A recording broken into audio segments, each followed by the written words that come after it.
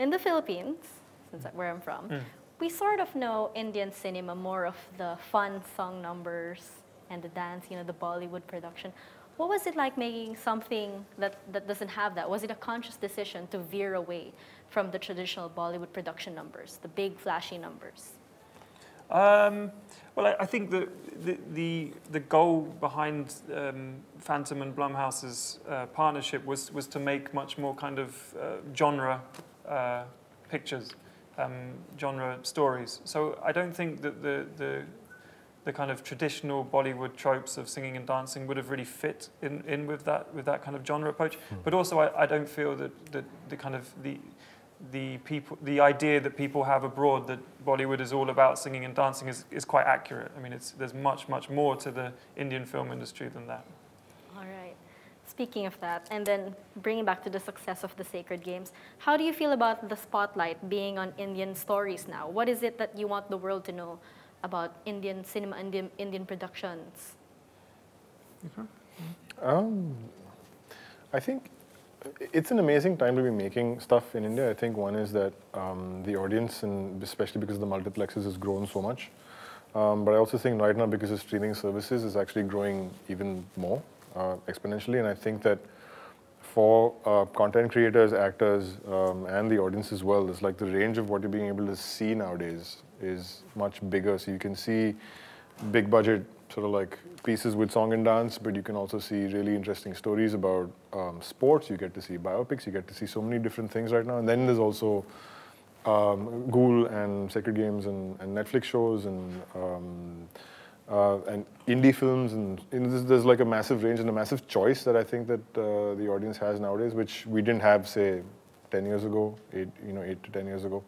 So that's wonderful. I think the growth has been pretty good, and it's a great time to make stuff. Sorry, what was the question again? Sorry. I'll bring it back. With the success of Sacred Games and now Ghoul, how does it feel to have the Netflix spotlight on Indian storytelling, and what do you want the world to know about it, about Indian productions?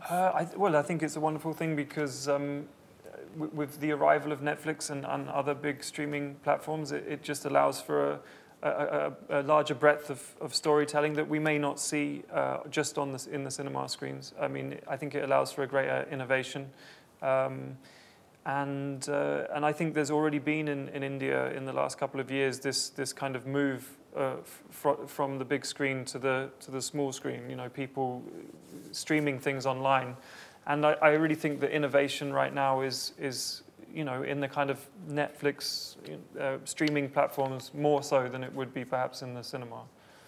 Speaking to a wider audience, I'm going to go back to the Philippine audience.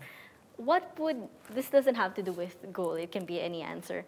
What would you recommend for a Filipino who is unfamiliar with Indian cinema? What's something that you would recommend for them to watch and they would fall in love with the wide variety and the creativity of Indian cinema? It can be a movie or a series, anything that you'd like to recommend to Filipinos, to someone unfamiliar. Sacred Games. Sacred Games. Why? Okay, let's go through that. Because it's got everything. It's got India today. It's got India from 30 years ago. It's got Bollywood. It's got song and dance. It's got a great story. It's got a wide variety, but I feel odd talking about it. I feel like I'm just like talking about my own work.